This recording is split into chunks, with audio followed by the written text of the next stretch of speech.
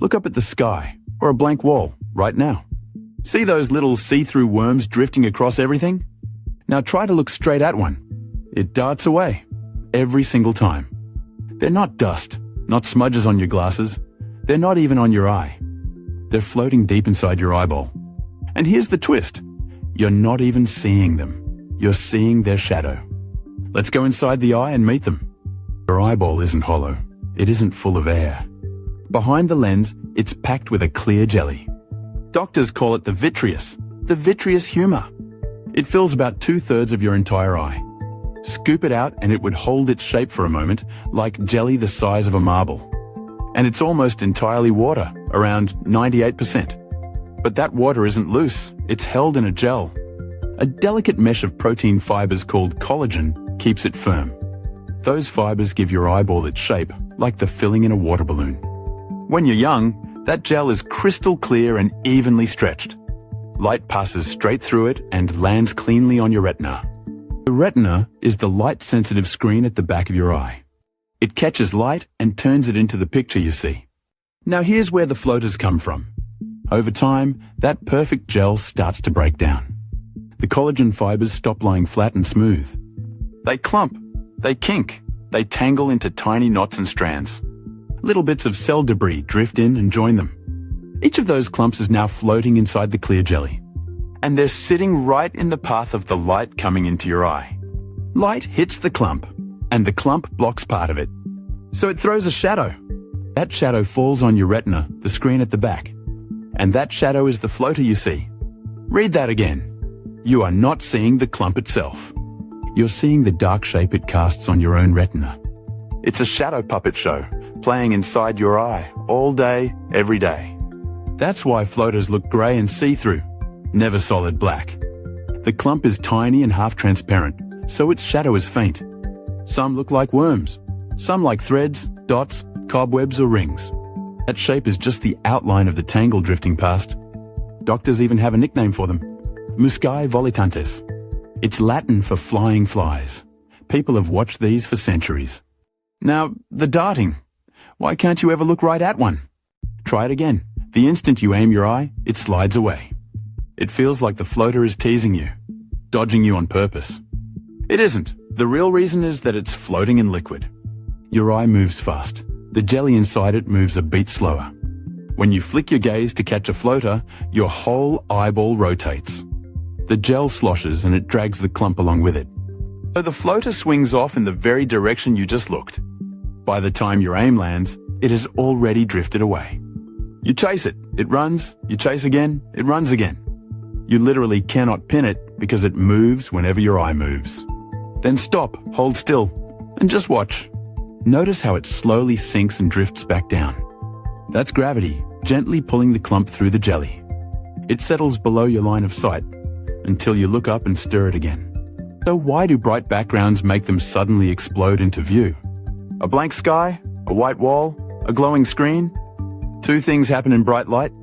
First, an even background has nothing else to grab your eye. The shadows pop. Second, bright light shrinks your pupil down to a tiny point. A smaller opening casts sharper, crisper shadows. It's the same reason a pinhole throws a cleaner shadow than a big window. So floaters that were invisible a second ago snap into focus. They were always there. The bright light just switched on the projector. In a dim room, against a busy background, they melt away again. Now let's talk about why they show up more as you get older. Remember that firm, even gel? It doesn't stay firm forever.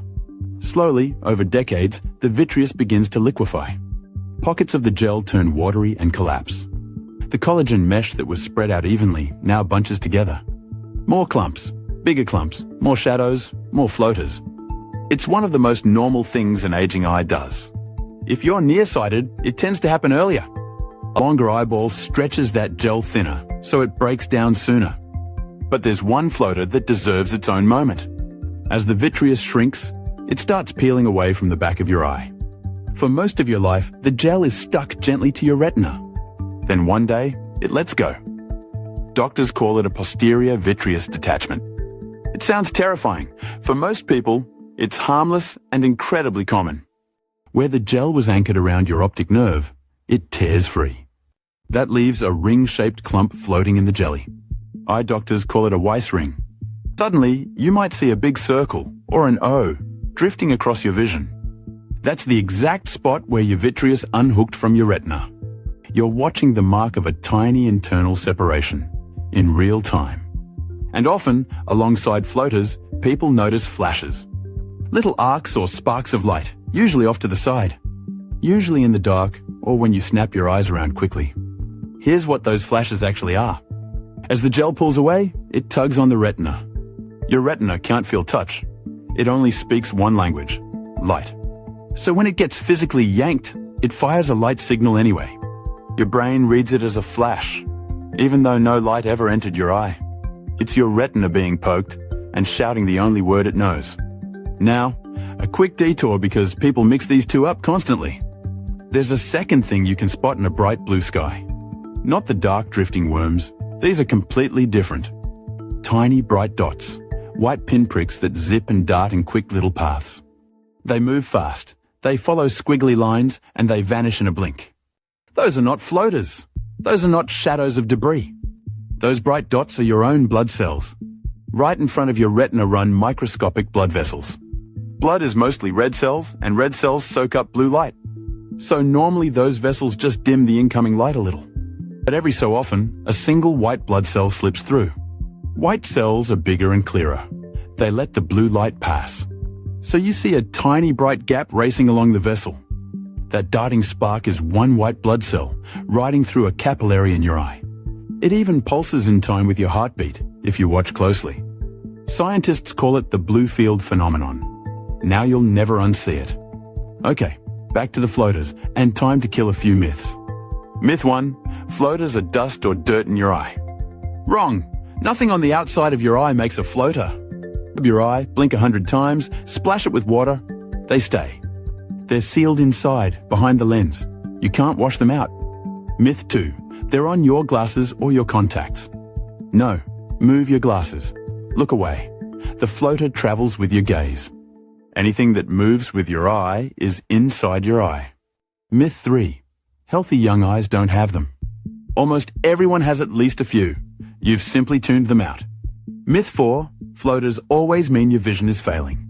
For the vast majority, they're a harmless quirk of the jelly. Nothing more. But, and this part matters, there's one time you never ignore them. So listen closely, because this is the line that can protect your eyesight. A few floaters that have drifted around for years, totally normal. What's not normal is a sudden change.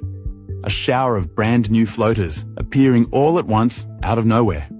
Bursts of flashing light that won't stop. Or a dark curtain or shadow creeping in from the edge of your vision.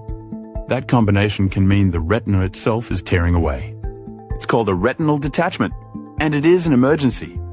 Left alone, it can steal the sight in that eye, sometimes for good.